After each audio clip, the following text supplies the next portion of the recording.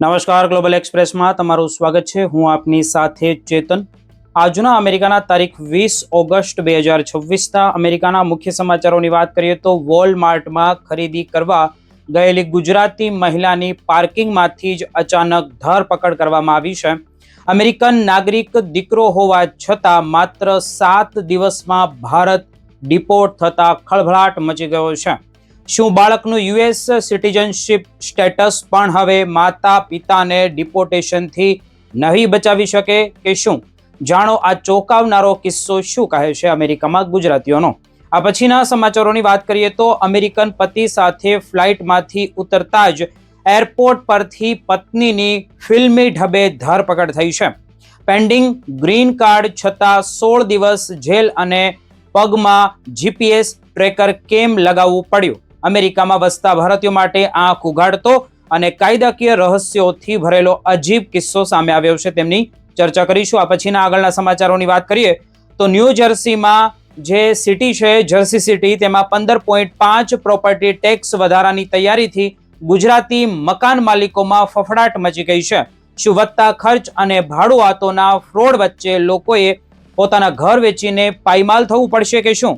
બુધવારે થનારી જે અંતિમ વોટિંગ અને સમગ્ર શહેર અને રોકાણકારોની તેમાં નજર અટકેલી છે. આ બધા જ સમાચારોની વિગતે ચર્ચા કરીએ. આપ જોતા રહો ગ્લોબલ એક્સપ્રેસ.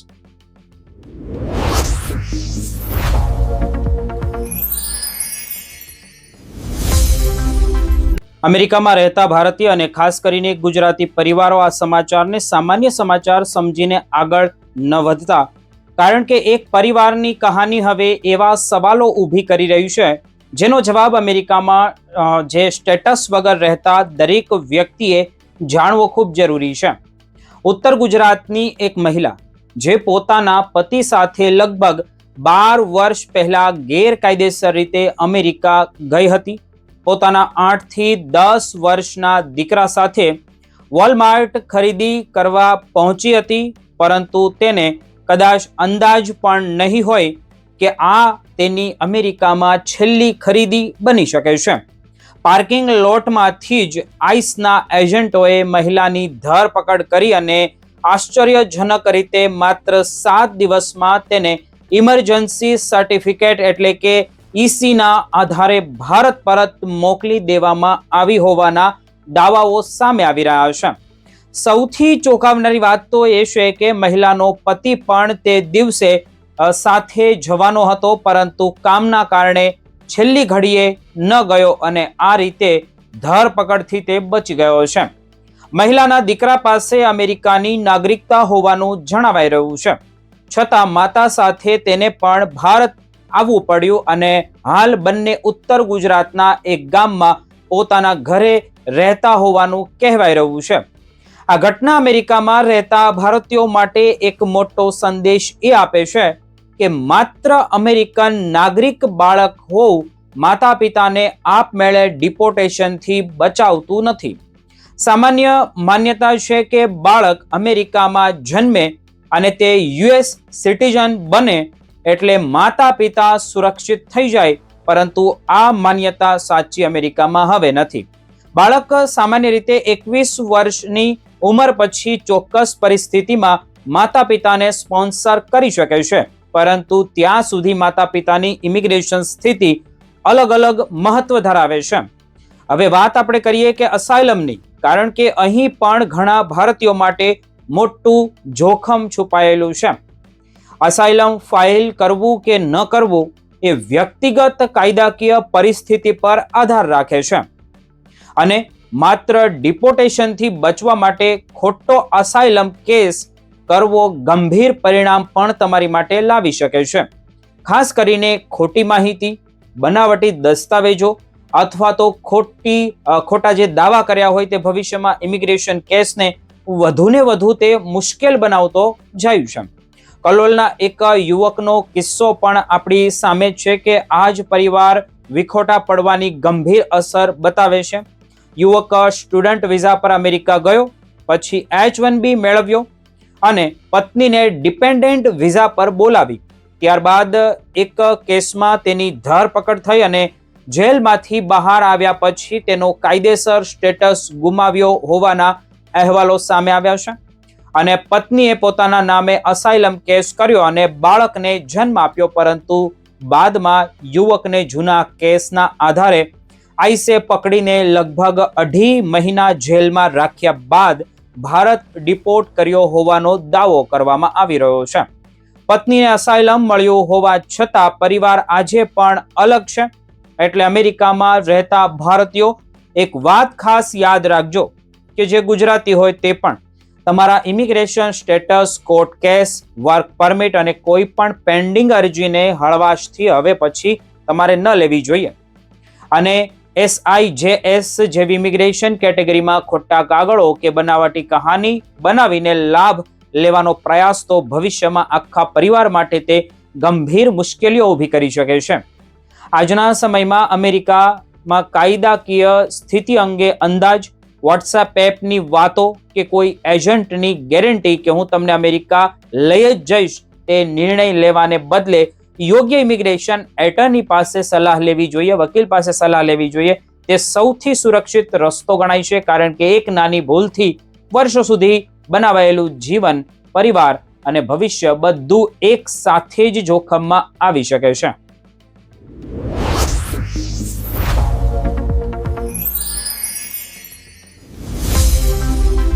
અમેરિકામાં રહેતા ભારતીય અને ખાસ કરીને ગુજરાતી પરિવારો, આ સમાચાર તમને, જો તમે અમેરિકામાં રહો છો તો તમને ચોંકાવી શકે છે, કારણ કે અમેરિકન નાગરિકની પત્ની હોવા છતાં એક મહિલાની એરપોર્ટ પરથી ધરપકડ કરવામાં આવી છે, હથકડીઓ પહેરાવવામાં આવી અને 16 દિવસ સુધી ડિટેન્શન સેન્ટરમાં રાખવામાં આવી.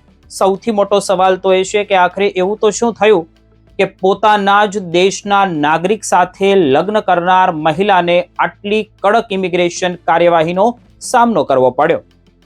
મામલો રશિયાની મૂળ વતની જેલિનાનો છે, જે તેના અમેરિકન પતિ બ્રાન્ડ સાથે મુસાફરી કરી રહી હતી. 13 જુલાઈના રોજ બંને બેબર્ક એરપોર્ટ પહોંચ્યા હતા, પરંતુ ફ્લાઇટ લેન્ડ થયાના થોડા જ સમયમાં જેલિનાને સેકન્ડરી ઇન્સ્પેક્શન માટે અલગ લઈ જવામાં આવી અને આશરે 15 મિનિટમાં જ તેને હથકડીઓ પહેરાવી સરકારી વાહનમાં બેસાડવામાં આવી હતી અને પતિ બ્રાન્ડે ઇમિગ્રેશન વકીલ સાથે વાત કરવાનો પ્રયાસ કર્યો, પરંતુ તેના જણાવ્યા પ્રમાણે આઈસ એજન્ટે વકીલ સાથે વાત કરવાની મંજૂરી આપી નહોતી.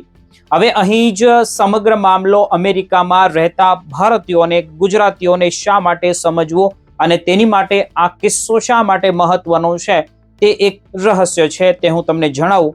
ધ્યાનથી સાંભળજો, કારણ કે જેલિનાનો ઇમિગ્રેશન કેસ સંપૂર્ણપણે ખાલી નહોતો. તે 2021માં ટુરિસ્ટ વિઝા પર અમેરિકામાં આવી હતી. રશિયા યુક્રેન યુદ્ધ દરમિયાન તેણે પોતાના રોકાણને 2 વખત લંબાવ્યું હતું અને 2022માં રાજકીય આશ્રય માટે અરજી કરી હતી. ત્યારબાદ માર્ચ 2025માં તેની બ્રાન્ડ સાથે મુલાકાત થઈ અને ડિસેમ્બર 2025માં બંનેએ લગ્ન કર્યા અને એપ્રિલ 2026માં બ્રાન્ડે પત્ની માટે ગ્રીન કાર્ડની પ્રક્રિયા શરૂ કરી હતી. અરજીનું કન્ફર્મેશન પણ મળ્યું હતું અને જેલિનાના ફિંગરપ્રિન્ટ પણ લેવાઈ ચૂક્યા હતા. બંનેએ ઓહાયોના જે ક્લેમલેન્ડમાં નવું ઘર પણ ખરીદ્યું હતું અને ત્યાં શિફ્ટ થવાની તૈયારી કરી રહ્યા હતા. પરંતુ અચાનક એરપોર્ટ પર થયેલી ધરપકડે આખું જીવન ઉથલ-પુથલ કરી નાખ્યું. જેલિનાને પહેલા આઈસની લોકલ ફેસિલિટીમાં લઈ જવામાં આવી હતી, જ્યાં તેના કહેવા પ્રમાણે તેને લગભગ 18 કલાક ખૂબ જ ઠંડા રૂમમાં રાખવામાં આવી. ત્યારબાદ તેને એટલાન્ટો ડિટેન્શન સેન્ટરમાં મોકલવામાં આવી. અહીંથી સામે આવેલી પરિસ્થિતિના દાવાઓ પણ એકદમ ચોંકાવનારા છે. 120 મહિલાઓ માટે માત્ર 7 જ શાવર અને તેમાં પણ માત્ર 4 કામ કરતા હોવાના દાવાઓ કરવામાં આવ્યા છે. 24 કલાક લાઇટો ચાલુ રહેતી અને ગાર્ડ્સના વોકી-ટોકીના અવાજોને કારણે ઊંઘવામાં મુશ્કેલીઓ પડતી હોવાના પણ આરોપ લાગવામાં આવ્યા છે. જેલિનાએ કુલ 16 દિવસ ડિટેન્શન સેન્ટરમાં વિતાવ્યા. આખરે 28 જુલાઈએ વકીલની રજૂઆત બાદ $35,000 બોન્ડ પર તેની મુક્તિ મંજૂર થઈ અને બીજા દિવસે જ બહાર આવી. જો કે મુશ્કેલી અહીં પૂરી નથી થઈ. તેના પગમાં GPS ટ્રેકર લગાવવામાં આવ્યો છે. તે 75 માઇલના વિસ્તારથી બહાર જઈ શકતી નથી અને તેને નિયમિત રીતે આઈસ સમક્ષ હાજર થવું જ પડે છે. હવે 22 ઓક્ટોબરથી તેના કેસની હાયરિંગ શરૂ થવાની છે.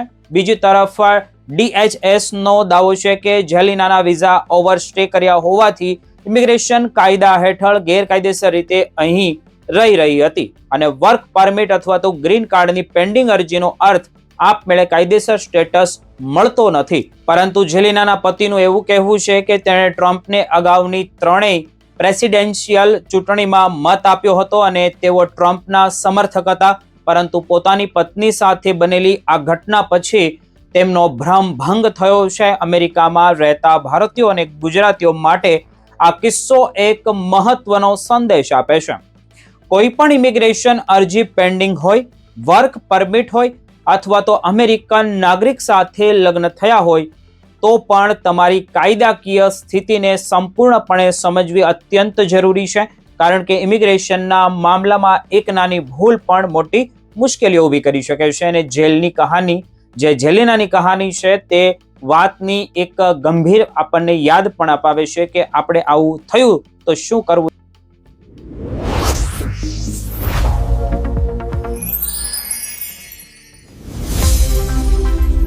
અમેરિકામાં સૌથી વધારે આપણા ગુજરાતીઓ ન્યૂ જર્સીમાં રહે છે અને જર્સી સિટીમાં ઘર કે પ્રોપર્ટી ધરાવતા લોકો માટે આ સમાચાર ખૂબ જ મહત્વના છે, કારણ કે હવે તમારા ઘરના ખર્ચામાં સીધો મોટો વધારો થવાની તૈયારી થઈ રહી છે. જર્સી સિટીમાં પ્રોપર્ટી ટેક્સમાં એક સાથે 15.5% વધારો કરવાની તૈયારીઓ ચાલી રહી છે. અને સૌથી મોટી વાત એ છે કે શરૂઆતમાં મેયરનો પ્લાન 20% ટેક્સ વધારવાનો હતો, પરંતુ લોકોના ભારે વિરોધ બાદ તે ઘટાડીને 15.5% કરવાની દરખાસ્ત સામે આવી હોય તેવું લાગી રહ્યું છે. એટલે કે જો તમે જર્સી સિટીમાં ઘર ધરાવતા છો, રોકાણ માટે પ્રોપર્ટી ખરીદી છે અથવા ભાડે મકાન આપો છો, તો આ નિર્ણયથી સીધી અસર તમારા ખિસ્સા પર જ પડશે. સોમવારે સિટી હોલની બહાર અને શહેરના અલગ અલગ વિસ્તારોમાં મોટી સંખ્યામાં લોકોએ આ ટેક્સ વધારાના વિરોધમાં મોટો દેખાડો કર્યો હતો. હવે બુધવારે આ બજેટ અંગે અંતિમ વોટિંગ શરૂ થવાનું છે અને અહીંથી નક્કી થશે કે આ વધારો કેટલો અને કેવી રીતે લાગુ પડશે. મેયર જેમ્સ સોલોમનનું કહેવું છે કે અગાઉની સરકારોની જે નાણાકીય નીતિઓના કારણે શહેર સામે મોટી બજેટ ખાધ ઊભી થઈ શકે છે અને તેને ભરવા માટે ટેક્સ વધારવો ખૂબ જરૂરી બની ગયો છે.